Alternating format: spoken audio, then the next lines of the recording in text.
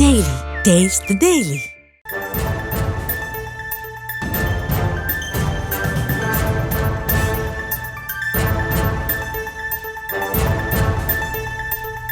அண்மை செய்தி. ஆந்திர மாநிலம் அன்னமயா மாவட்டத்தில் உள்ள மதனப்பள்ளியில் காதலிக்க மறுத்த பெண்ணின் முகத்தில் ஆசிட் வீச்சு சம்பவமானது அரங்கேறியிருக்கிறது.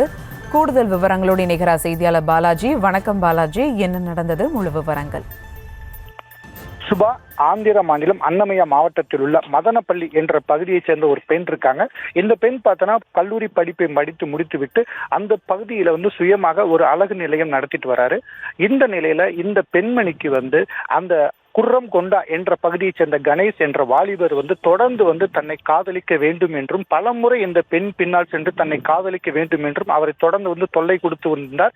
இவரின் காதலை ஏற்க மறுத்த அந்த பெண் இது குறித்து தனது பெற்றோரிடம் தெரிவித்தார். இந்த சூழல்ல இந்த பெண்ணுக்கு அடுத்த மாதம் 7ஆம் தேதி திருமணம் நடைபெற உள்ளது. இத்தகைய சூழல்ல இன்று காதலர் தினம் என்பதால் அந்த கணேஷ் அந்த பெண்ணின் பின்னால் சென்று தான் கொடுக்கும் பரிசு பொருட்களையும் ரோஜா பூவையும் காதல் கழித்து ஏற்றுக்கொள்ள வேண்டும் என நச்சரித்தார். இதுக்கு அந்த பெண் கடுமையாக சத்தம் போட்ட நிலையில கணேஷ் தன் கையில் வைத்திருந்த ஆசிட்டை அந்த பெண்மணியின் மீது முகத்தில் வீசி பின்னர் தான் வைத்திருந்த கத்தியால் அந்த பெண்ணை பலமுறை குத்தியுள்ளார். பெண்ணின் கூக்குரல் கேட்டு அந்த பகுதி மக்கள் விரைந்து சென்று அந்த பெண்ணை மீட்டு தற்போது மருத்துவமனையில சிகிச்சை பெற்று வராங்க. இந்த வழக்கு தொடர்பாக காவல்துறை விசாரணை நடத்தி ஆசிட் வீசிய கணேஷ் என்பவரை கைது செஞ்சிருக்காங்க.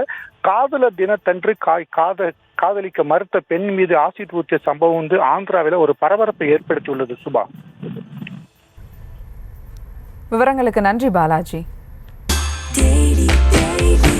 Taste the Daily.